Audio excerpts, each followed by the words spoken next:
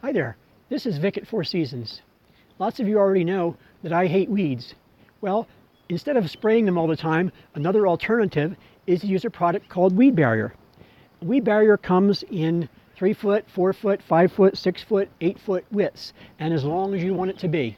So there's lots of variety there that you can get as far as sizes. Make sure before you go to the garden center that you measure exactly what you are going to need so you don't waste any.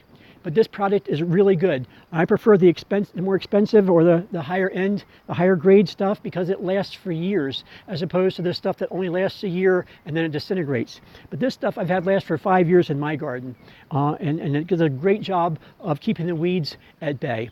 So when you go and put this down, we have it on a piece of a rototilled property here. We're going to put some flowers in.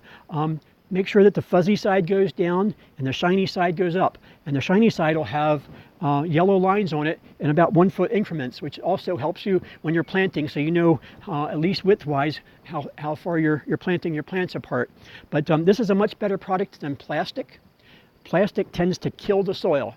We don't recommend plastic at any time. It kills the microbes and it kills the mycorrhiza, which is part of your living soil. So this, on the other hand, lets water go down through it. It lets the air down into the ground, and yet the weeds can't get up through it. So this is a great product for keeping the weeds at bay. When you get ready to put your weed barrier down, make sure you stretch it out real nice. Get some what we call landscape staples. These are about 6 inches long, and go all the way around the perimeter of your weed barrier and bang them all the way down to the ground as far as they'll go.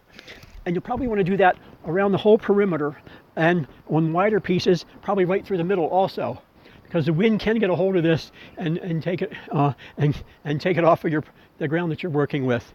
So the other thing I'd say is when you get ready to plant, whatever you do, whether it's a shrub or small flowers, cut an X in the weed barrier with a sharp X-Acto knife or a razor blade knife or a pair of scissors, and do an X rather than a circle. That way when you're done planting, you can fold that back over top and keep even more weeds out and just have your plant coming up through that little X that you put it in. If you don't like the way it looks, it's certainly something you can do is put some mulch over top of it, whether it's bark or cedar or some other kind of mulch, and the weeds will still stay down. It'll still be serve its purpose of keeping the weeds down. And the other thing that's really nice about this, another little byproduct you get, is it's an excellent way to retain moisture in your garden. So if you have any questions about weed barrier, come in and let me know, and I'll be glad to help you any way I can. Thank you. This is Vic.